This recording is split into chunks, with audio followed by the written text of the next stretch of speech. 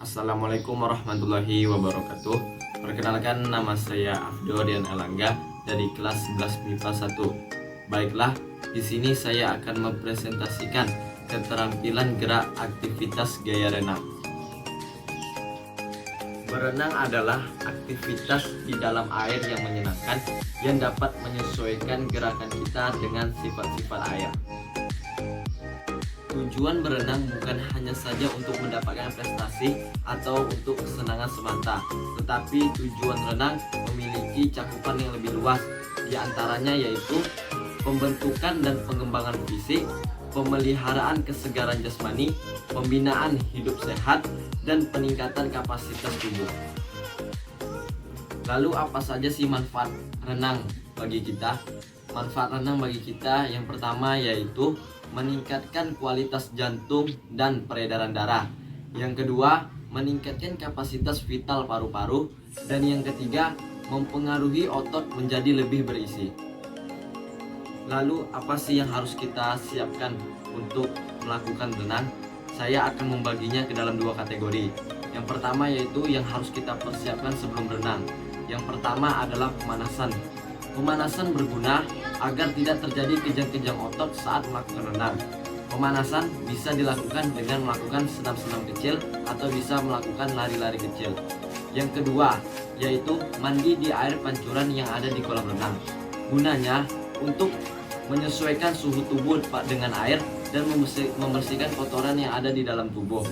Lalu yang ketiga yaitu ukur kemampuan kita sebelum berenang.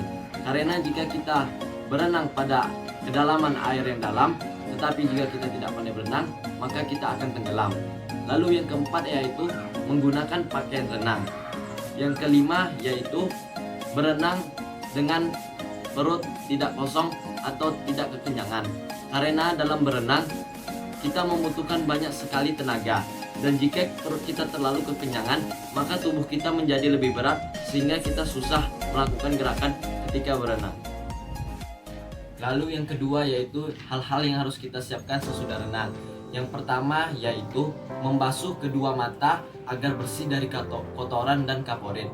Yang kedua yaitu jika telinga kemasukan air, maka lakukanlah loncat-loncat. Yang ketiga yaitu mengeringkan pakaian. Yang keempat yaitu istirahat yang cukup. Dan yang kelima yaitu makan yang cukup. Seperti yang kita tahu, dalam renang terbagi ke dalam 4 macam gaya. Yang pertama adalah gaya bebas, gaya punggung, gaya dada, dan gaya kupu-kupu. Lalu apa perbedaan dari keempat gaya renang tersebut? Kali ini saya akan membahasnya.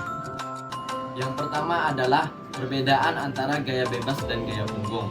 Untuk gaya bebas dan gaya punggung memiliki perbedaan. Yang pertama adalah posisi tubuh. Dalam gaya bebas, posisi tubuh yaitu horizontal, tetapi kaki masih dalam keadaan di dalam air. Sedangkan gaya punggung, posisi badan adalah telentang. Yang kedua yaitu gerakan kaki.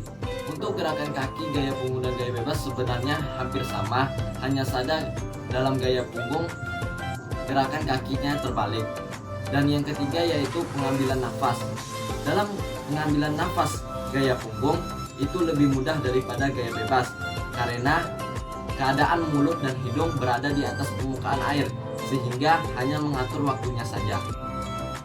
Yang kedua yaitu perbedaan gaya bebas dan gaya kupu-kupu. Pola gerakan gaya bebas dan pola gerakan gaya kupu-kupu memiliki persamaan dan perbedaan. Persamaannya yaitu pada teknik meluncurnya, dan perbedaannya yaitu pada gerakan lengan. Pada gerakan lengan gaya bebas terdapat 3 macam gerakan lengan, yaitu yang pertama menarik atau pull, yang kedua yaitu mendorong atau push, yang ketiga yaitu istirahat atau recovery. Sedangkan pada renang gaya kupu-kupu terdapat 2 macam.